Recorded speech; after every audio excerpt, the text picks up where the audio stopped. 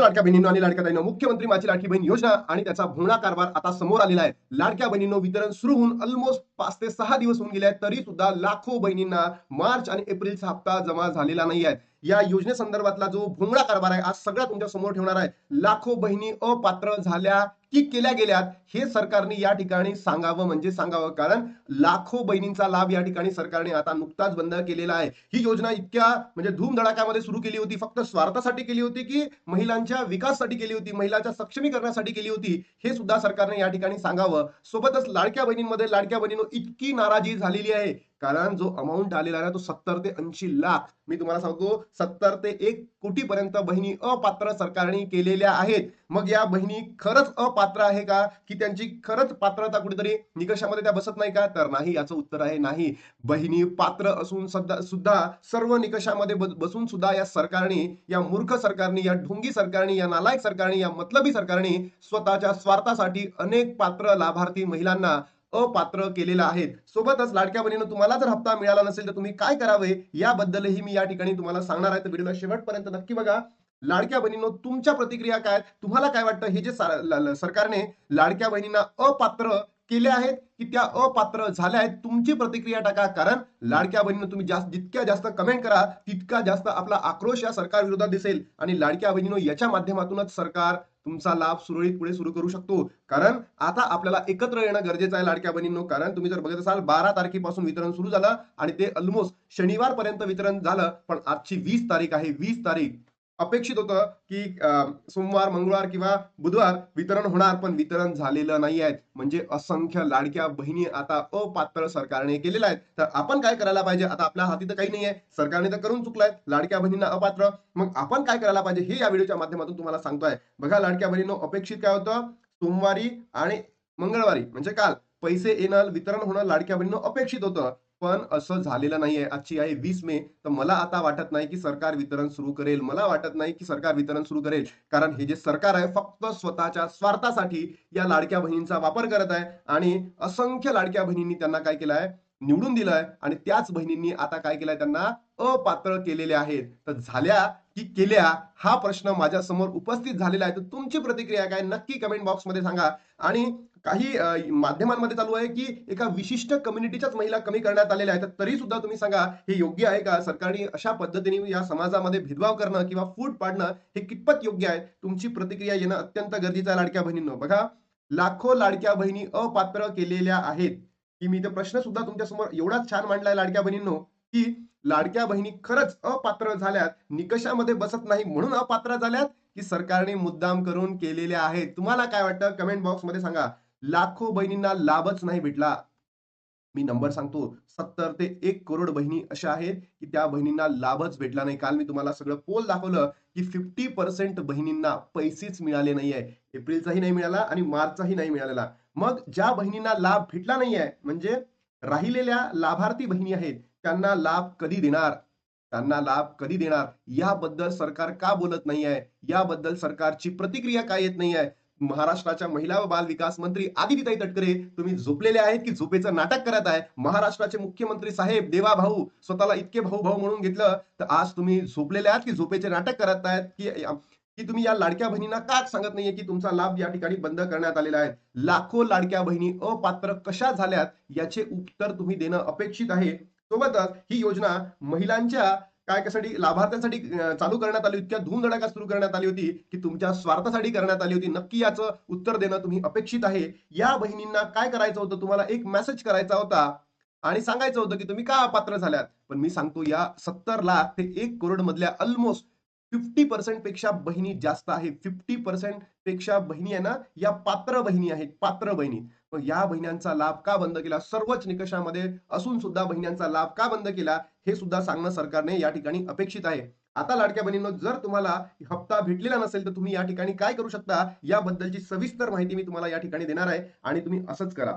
आता हे कोणत्या वृत्तपत्रामध्ये आलाय का? तर येस, वृत्तपत्रामध्ये आलाय. पण अजूनही आपल्याला थोडंसं थांबावं लागेल, कारण की असं जर केलं तर असं होईल लाडक्या बहिणींनो, की सरकारने कोणताही आदेश दिलेला नाहीये.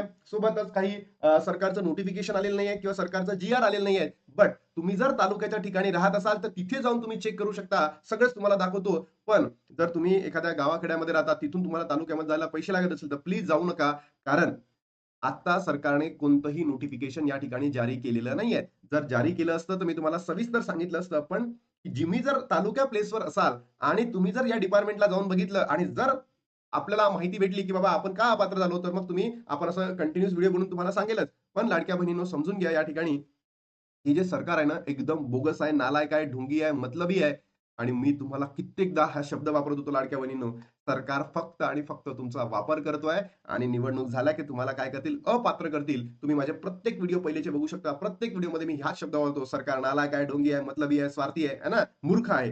राज्यभरात आतापर्यंत लाखो पात्र महिलांना मुख्यमंत्री माझी लाडकी बहीण योजनेचा लाभ घेता आला.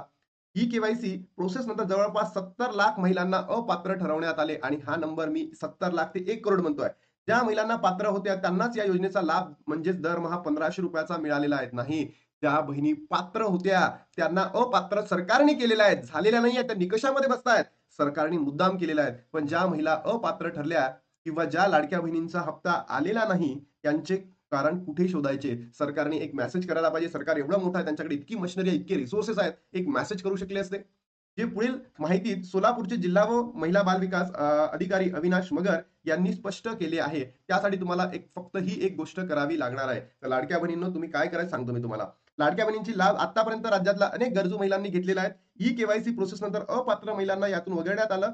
या महिलांना पैसे आले नाहीत किंवा त्यांचा हप्ता बंद झाला याचे कारण तुम्हाला शोधता येऊ शकतं. यापूर्वी तुम्ही याचा तपास करण्यासाठी जिल्ह्याच्या महिला व बाल विकास कार्यालयामध्ये जात असाल, पण त्यासाठी लाडकींना खूप लांबचा प्रवास करावा लागत होता. मात्र तुम्हाला आता याची गरज लागणार नाही. त्यासाठी तुम्हाला आणखी एक गोष्ट करावी लागेल, ती पुढील माहिती आता तुम्हाला देतो.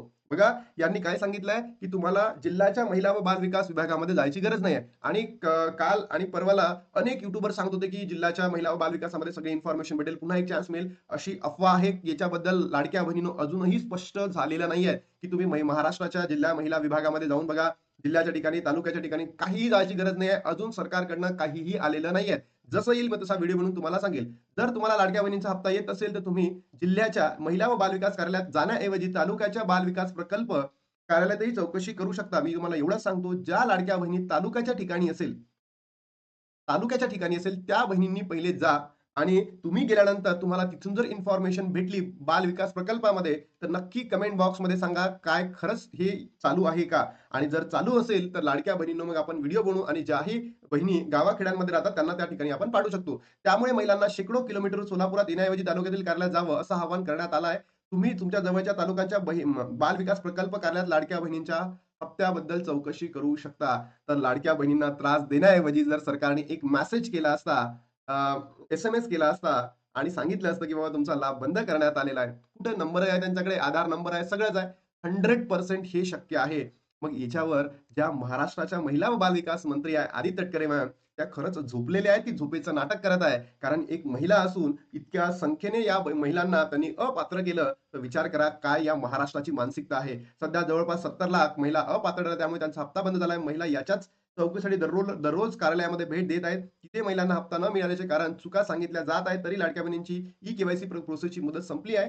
काही महिलांना या मुदतीत ही प्रोसेस केली नाही. याचा आकडा मोठा आहे. त्या संदर्भात सरकार काय करतील, शासन स्तरावर काय केलेलं पत्रव्यवहार करेल. पण कुठं करेल, कधी करेल? लाखो बहिणी अपात्र झाल्या की केल्या? तुमची प्रतिक्रिया काय नक्की कमेंट बॉक्समध्ये सांगा लाडक्या बहिणींनो.